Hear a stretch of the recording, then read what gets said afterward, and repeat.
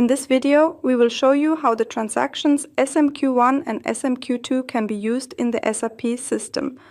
Both transactions are part of queue processing, i.e., managing queues that are used for asynchronous communication, QRFC, Queued Remote Function Call, between SAP systems.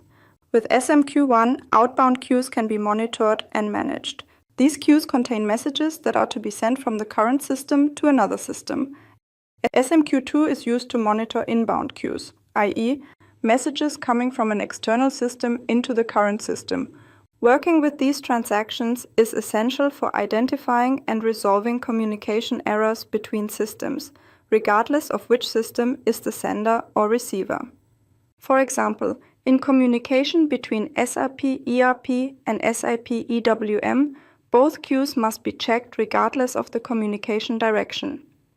If an error occurs during outbound processing, it can be traced in SMQ1, and if it occurs during inbound processing, it can be traced in SMQ2.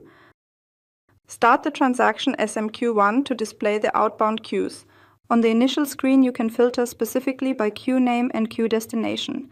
If no restrictions are needed, the suggested default values can be retained. Click the Execute button. The system now displays all existing outbound queues. If no faulty queues are present, the list will remain empty.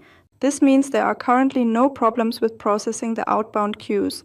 If a faulty queue exists, it can be selected by double-clicking to view further details. By reopening the entry, you can view the messages contained and any error messages. If a queue is faulty, first resolve the cause of the error. Then select the queue and click the Activate Queue button to restart it. Confirm the security prompt with Yes. If necessary, an individual message within the queue can be selected and deleted using the Delete button. However, deleting messages should only be done in exceptional cases, as data may be permanently lost. Instead, it is recommended to first back up the queue. In the queue detail view, you can back up the queue via the menu. Edit, Save LUW. The backed up queue is then moved to transaction SMQ3 and can be restored there if needed. Now start the transaction SMQ2 to display the inbound queues. On the initial screen, there is also the option to filter specifically by queue name. If no filter is needed, retain the suggested default values. Click the Execute button. From this point onward, SMQ2 works identically to SMQ1. The system displays all inbound queues that failed to be processed due to errors.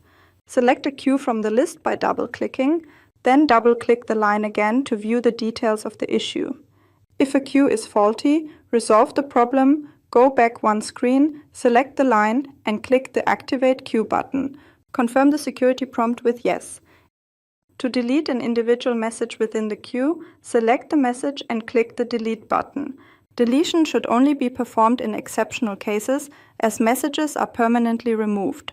Alternatively, the queue can first be backed up via Edit, Save.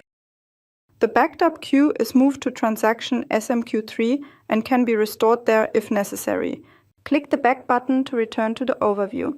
This brings the video to an end. We have learned how to monitor and manage outbound and inbound queues using SMQ1 and SMQ2.